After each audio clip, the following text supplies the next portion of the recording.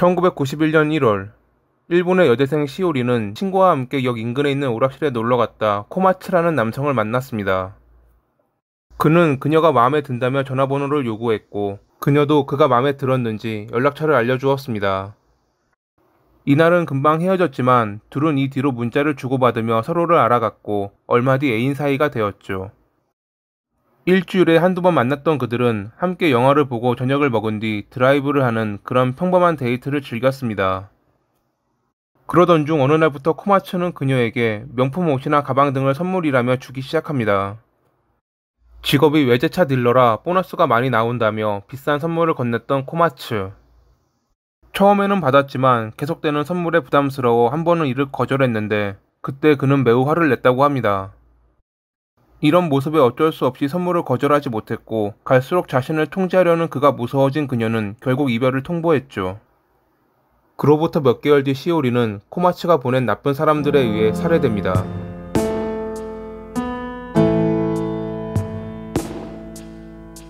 연애 당시 그녀가 코마츠의 본 모습을 처음 보았던 것은 교통사고로 입원했던 그의 문병을 갔을 때입니다. 병실에 들어가려는 도중 차가 오길래 일부러 뛰어들었지 얼마를 요구할까? 라는 코마츠의 목소리와 그의 말에 웃으며 대꾸하는 남자들의 목소리에 멈췄던 그녀는 문틈으로 살며시 안을 들여다보았고 그의 병문안을 왔던 이들이 야쿠자라는 것을 알아차렸습니다. 그녀는 자기가 선물을 거절할 때 빼고는 항상 사랑한다는 달콤한 말로 속삭였던 그가 저런 나쁜 무리와 어울린다는 것에 의구심을 가졌죠. 그래도 이때까지는 그를 믿고자 했습니다. 자신에게는 잘 대해주었으니 그럴 리 없다고 생각했던 그녀였지만 그의 오피스텔에 방문했을 때 그녀의 믿음은 깨졌습니다. 방 안에 설치된 카메라를 발견한 그녀가 이를 따지며 다툼이 일어났는데 참다 못한 그녀가 헤어지자는 말을 꺼냈고 그 말을 들은 그는 갑자기 태도가 돌변하며 그녀를 벽으로 밀치더니 헤어지려면 선물로 받은 비용을 다 내놓으라고 소리친 것입니다. 요구 비용은 100만엔, 하나로 약 900만원이 넘는 돈을 달라고 주장한 그는 만약 지불할 수 없다면 자기가 운영하는 가게에서 일해야 한다고 말했습니다. 그는 사실 외제차 딜러가 아니었습니다. 야쿠자를 끼고 도쿄 중심가에서 무허가 유흥업소를 운영하는 나쁜 사람이었죠. 이 뒤로 그녀는 헤어지자는 말은 꺼내지도 못했고 공포에 사로잡혀 그가 시키는 대로 행동했습니다.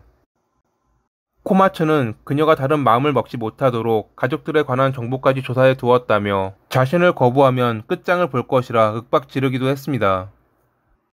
그녀의 휴대전화를 자주 감시하거나 심지어 아예 없애버리라고 하는 등 그는 자신의 기분이 내키는 대로 그녀를 통제하려 했습니다. 갈수록 심신이 피폐해졌던 그녀는 이대로는 안 되겠다며 강하게 마음먹고 그해 6월에 이별을 통보한 뒤 부모님에게 자신이 겪었던 일을 알렸습니다. 그리고 이날 저녁 코마츠는 건장한 체격의 남성 2명을 대동하고 그녀의 집을 찾아와 그동안 주었던 선물은 회사 돈을 횡령한 것이었다. 너도 공범이다. 라며 난동을 부렸습니다. 한동안 험한 말이 오가는 다툼 끝에 그는 물러가긴 했지만 분명 이번 한 번으로 끝날 것 같아 보이지는 않았죠. 그녀의 가족들은 아게오 경찰서를 찾아가 도움을 청했지만 경찰은 자신들이 관여하기 힘든 연인들의 다툼이라 판단, 민사에는 손을 댈 수 없다며 그들을 돌려보냈습니다. 그가 집까지 찾아와 협박할 당시 녹음했던 것을 들려주었는데도 말이죠. 경찰이 도움을 거절하자 그들은 일단 받았던 선물을 코마츠에게 모두 돌려보냈는데 이 뒤로 그의 괴롭힘이 시작되었습니다. 그는 직접 나서지 않고 전 야쿠자였던 쿠보타를 비롯해 총 3명에게 2천만엔, 거의 2억 원에 달하는 돈을 주며 그녀를 괴롭힌 뒤 없애달라고 사주했고 자신은 알리바이를 위해 다른 지역으로 이동했습니다. 그해 7월, 학교에서 돌아오던 그녀는 집 주변에 뿌려진 유흥업소 광고 전단을 발견합니다. 전단에는 자신의 사진과 전화번호가 적혀 있었죠. 코마츠의 짓이라는 것을 알아차린 그녀는 부모님과 함께 다시 경찰서를 방문해 그를 고소하겠다고 밝혔는데 그들을 응대했던 형사 이과과장 토시오는 기말고사 기간에 고소하면 그녀만 힘들 테니 모든 시험이 끝나고 고소하라는 강아지 소리를 합니다. 당일 고소하겠다는 시오리의 강한 의지에도 불구하고 그는 계속 강아지 소리를 하며 그녀와 가족들을 돌려보냈습니다. 얼마 뒤 시험이 끝나고 그녀는 다시 경찰서를 찾아 고소한다는 뜻을 밝혔지만 이번에도 토시오는 담당자가 부재 중이라며 일주일 뒤에 방문할 것을 요구. 그렇게 다시 일주일이 지나고 나서야 경찰은 조사에 들어갔지만 코마츠의 지심이 분명함에도 불구하고 물증이 없다는 이유로 조사는 금방 중단됐습니다. 그녀의 아버지 회사에도 그를 비방하는 문서가 보내지는 등 그들의 괴롭힘은 갈수록 강해지고 있었죠.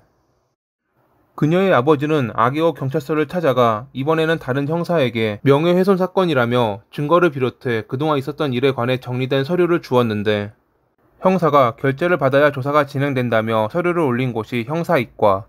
당연히 이곳의 담당자는 과장인 토시오였습니다. 앞서 여러 핑계를 대며 조사를 미뤘고 조사를 진행해도 대충 처리했던 그는 이번에는 아예 서류를 자기 책상에 둔 채 읽어보지도 않았습니다. 한 달이 지나고 나서야 그 서류는 상위 결재자인 한 간부에게 넘어갔지만 그 역시 이러한 사건은 맡고 싶지 않았는지 범인이 특정되지 않았으니 그냥 고소장 제출 말고 피해 신고로 조사하면 편하잖아 라는 말을 했다고 합니다. 만약 피해자가 고소를 안 하고 피해 신고만 한다면 현경본부에 보고할 필요도 없고 조사를 신속하게 진행하지 않아도 되기에 그는 이러한 말을 했던 것이었죠.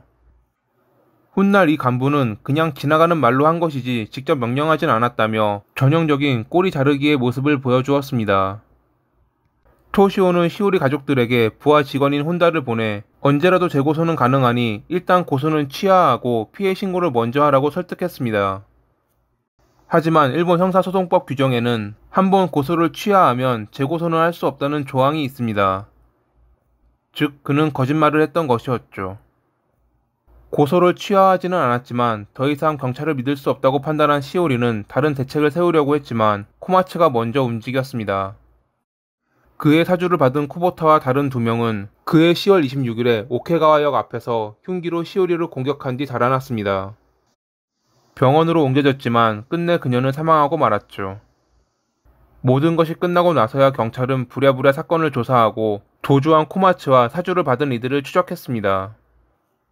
2개월 뒤 사주를 받았던 3명은 체포됐지만 코마츠는 2000년 1월 27일에 스스로 목숨을 끊은 채 발견됐습니다. 모든 것을 지시했던 코마츠가 사망했기에 그에 관한 기소는 공소권 없음으로 처리되었고 직접 흉기를 휘둘렀던 쿠보타는 징역 18년을, 운전과 범행을 도왔던 다른 2명은 징역 15년을 선고받았습니다. 여담으로 사건 직후 기자회견을 열었던 형사이과 과장 토시오는 피해자가 공격당한 부위를 설명할 때 웃으며 말하는 등 적절하지 못한 모습을 보였고 부하 직원인 혼다를 보내 고소를 취하시키려고 했던 문제가 거론되자 아게오 경찰서에 혼다라는 경찰관은 존재하지 않는다는 금방 들킬 거짓말을 하며 많은 비난을 받았습니다. 이 때문에 토시오를 포함 형사 이과에 있던 형사 3명은 모두 징계 면직되었고 훗날 죄를 추궁받아 2년이 좀 안 되는 징역을 선고받았지만 집행유예 3년으로 마무리되었다고 합니다. 분명 사전에 막을 수 있었음에도 자신의 본분을 다하지 않았던 이들 때문에 최악의 결말로 끝을 맺었던 이 사건. 경찰이라는 직업을 갖고도 시민의 말에 귀를 기울이지 않았던 토시오 같은 인물이야말로 나쁜 사람이라 불려야 되는 것은 아닌가라고 생각하며 이만 마칩니다. 오늘도 시청해주셔서 감사합니다.